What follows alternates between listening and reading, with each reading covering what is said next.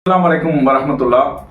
மதுரை திருப்பரங்குன்றத்தினுடைய விவகாரம் சம்பந்தமாக கடந்த சில நாட்களாகவே பல்வேறு விதமான சில பிரச்சனைகளை ஏற்படுத்துவதற்கு தமிழகத்தில் சில சங்கி கூட்டங்கள் கடுமையான பல முயற்சிகளை செய்தார்கள். அதில் ஒரு பகுதியாக என்ன செய்தாங்கன்னு கேட்டால், இது தொடர்பான பல வழக்குகளை உயர்நீதிமன்றத்தை தாக்கல் பண்ணியிருந்தாங்க. அவங்க என்ன செய்கிறாங்கன்னு கேட்டால், முஸ்லீம்கள் அங்கே மேலே மலைக்கு மேலே தர்கா இருக்கிறது, அந்த தர்காவுக்கு சென்று இவர்கள் வழிபடுவதற்கு ஒரு தடை ஆணையை கேட்டு ஒரு வழக்கு தாக்கல் பண்ணுறாங்க, ஒரு புகார் கொடுக்குறாங்க. அதன் மீது ஒரு வழக்கு போடப்படுகிறது. அதே மாதிரி திருப்பரங்குன்றம் மலை நாங்கள் பாதுகாக்க போறோம்னு சொல்லிட்டு அதுக்கு ஒரு வழக்கு, அந்த போராட்டத்திற்கு தமிழக அரசு தடை போட்டதுக்கு அதுக்கு ஒரு வழக்கு, 144 தடை உத்தரவு பிறப்பித்திருந்தாங்க, அதை ரத்து செய்வதற்காக வேண்டி அதற்கு ஒரு வழக்கு, இப்படியே தொடர்ச்சியாக வழக்கின் மீது வழக்கு போட்டுக்கொண்டே இருந்தார்கள். இது என்ன மாதிரியான ஒரு ட்ரெண்டுன்னு கேட்டா, பாபர் மசீதினுடைய வழக்கில் இதேதான் பண்ணாங்க. அது முதலாக அந்த இடத்தை உரிமை கோர்ற மாதிரியான சில பிரச்சாரங்களை மேற்கொள்றது, அதன் பிறகு அதன் மீது வழக்குகளை போடுறது, இது போன்ற தொடர்ச்சியான சில வழக்குகளை பதிவு செய்துவிட்டு அதன் பேரிலேயே பல கலவரங்களை நாடு முழுவதும் நிகழ்த்தினார்கள்.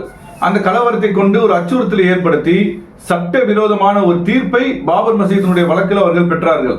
அதே பாணியில இவர்கள் என்ன செய்யறாங்கன்னு கேட்டா, இந்த திருப்பரங்குன்றம் விவகாரத்திலையும் நிறைய வழக்குகளை போடுவோம், வழக்குகளை விசாரணைக்கு ஏற்ற உடனேயே அதன் பிறகு தமிழகத்துல இதை வைத்து ஒரு பெரிய அரசியல் நடத்தி நாங்கள் திருப்பரங்குன்றம் மலையை பாதுகாக்க போறோம் அப்படின்னு சொல்லிட்டு அங்கு ஒரு மத மோதலை உருவாக்குவதற்கு உண்டான சூழல்களை எல்லாம் தமிழகத்திலே உருவாக்குவதற்கு இந்த சங்கி படைகள் திட்டமிட்டிருந்தார்கள். அதனால் அவர்கள் போடப்பட்ட எல்லா வழக்குகளுமே 2 பேர் கொண்ட ஒரு நீதிபதி அமர்வுக்கு முன்னால் இன்றைக்கு மதுரை உயர்நீதிமன்றத்தில் வழக்கு விசாரணைக்கு வருது.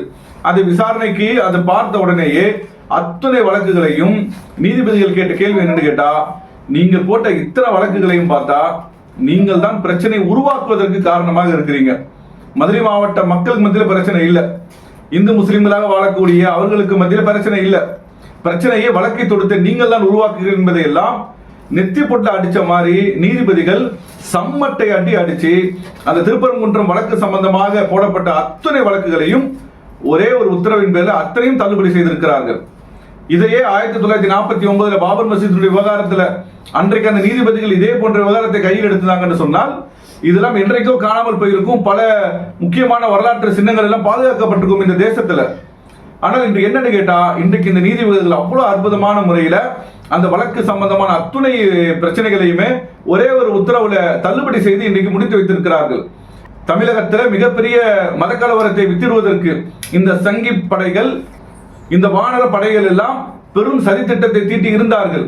இன்றைக்கு அது நீதிமன்றத்தில் மிகப்பெரிய ஒரு தோல்வியை, பெரிய சம்மட்டி அடியை, உண்மையிலேயே அவர்களுக்கு வெட்கம் மானம் சூடு சொரணை இருந்தா அவருடைய சதித்திட்டம் அம்பலப்பட்டதுக்கு வெட்கப்பட்டு தலை குனிஞ்சு போயிருக்கணும். ஆனால் அவர்களுக்கு அது கொஞ்சமும் கிடையாது. அதை அவரிடத்தில் நாம் எதிர்பார்க்கவும் முடியாது. மீண்டும் வேறு ஒரு ரூபத்தில் இதனுடைய பிரச்சனைகளை அவர்கள் உருவாக்குவதற்கு, இதை வைத்து அரசியல் செய்வதற்கு முற்படுவார்கள். மக்கள் விழிப்புணர்வோடு இருந்து இவர்களுக்கெல்லாம் சரியான பாடத்தை நாடாளுமன்ற தேர்தலையும் சட்டமன்ற தேர்தலையும் இந்த கட்சிக்கு சரியான முறையில் பாடம் புகட்ட வேண்டும் என்பதைத்தான் இது போன்ற சம்பவங்கள் நமக்கு நினைவுபடுத்துகிறது.